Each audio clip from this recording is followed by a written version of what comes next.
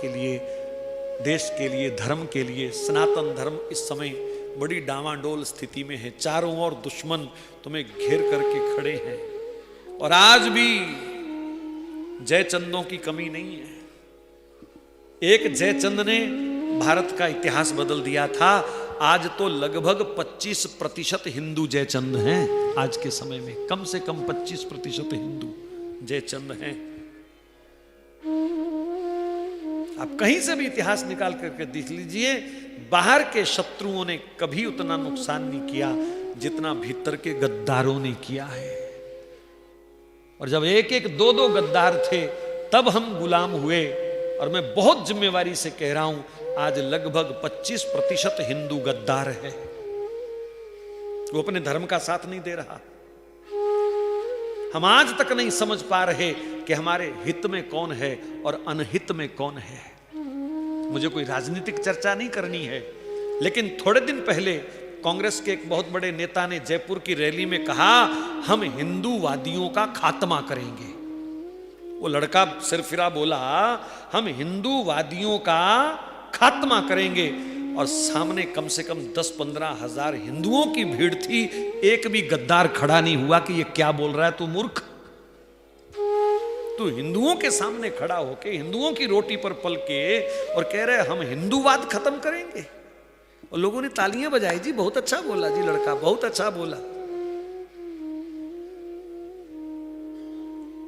ये हालत है हिंदुओं की,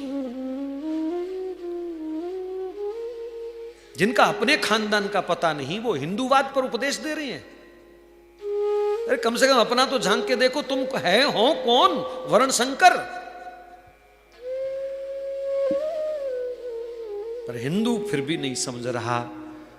ये हमारी चुप्पी, ये हमारा मौन, ये हमारी निष्क्रियता कहीं अभिशाप ना बन जाए, इसलिए सावधान हो जाओ, सजग हो जाओ।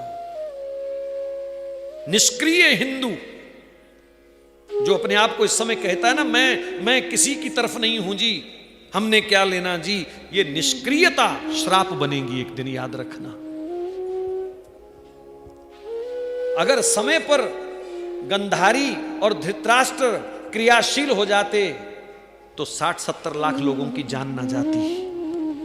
वो समय निष्क्रिय बनकर के बैठे रहे। हम क्या कर सकते हैं जी, हमारे हाथ में क्या है जी, बस हो गया सत्यानाश। तो सबसे खतरनाक इस समय अगर हिंदू धर्म के लिए कोई है, वो निष्क्रिय हिंदू है, जो बिल्कुल कोई चिंता नहीं कर रहा अपने देश की, अपने धर्म की। तो निष्क्रियता त्यागो। जितने भी लोग यहां बैठे हैं, ज्यादा नहीं 10 मिनट कम से कम लोगों को मोटिवेट करो, लोगों को समझाओ अपने धर्म की, देश की क्या महिमा है। 5-7 मिनट कहीं चर्चा करो। क्या जाता है चर्चा करने में से, क्या जाता है? चलो किसी की मानसिकता बन जाए।